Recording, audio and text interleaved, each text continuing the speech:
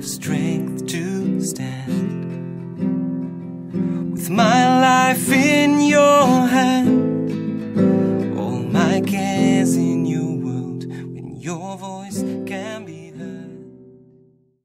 A third entry point, and this is very important. Now and I'm going to pinpoint a bit about this.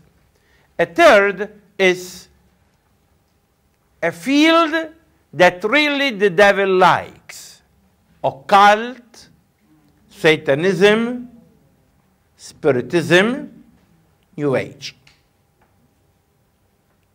So these are 4 branches of the same trunk, where you can see that all of them is all a question of power. And the devil likes power.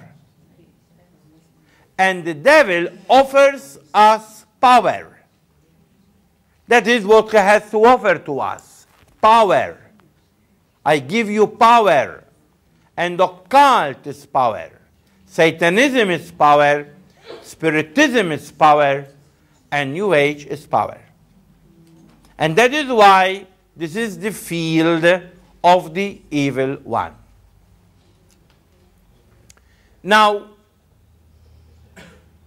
St. Augustine says that the devil is like a dog that is tied with a long cord. Once you are not within his reach, he can do nothing. But if you are within his reach, one day or another, he can attack you and he can hurt you. Now, when we are dabbling in occult, Satanism, Spiritism, and New Age, we are within his reach. And I want to say something about these 4.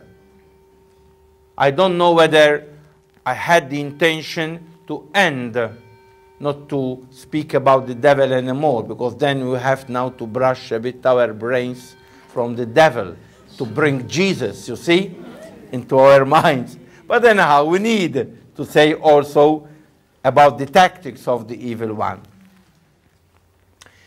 I don't know whether I managed to end, but anyhow, we try to do something. And I want precisely to explain a bit what are these things through a text we find in the Bible. In the Bible we find many texts about occult, Satanism, Spiritism, but I think that we have a classical text where we find the three of them. New Age for sure didn't exist at that time. It's something so new. But Satanism, Spiritism, and occult are really ages, exist from ages. And we can find that they existed also at the time of Moses. You can imagine, thousands of years ago. And the Bible speaks about these 3 fields of the devil in a text, beautiful text that we found in Deuteronomy 18:9-12. And first of all, I give you the context of the text. Deuteronomy 18:9-12. So Moses is speaking in the name of God to the people. To the people who are arriving to the promised land after 40 years of traveling in the desert. And God is saying to them, I'm going to give you these lands. The lands that were not the cities that you didn't build. the tree that you didn't plant. I'm going to give you all to cast out these peoples from their cities and give them to you. And for sure, the question arises, but why? Why God is going to cast out these peoples?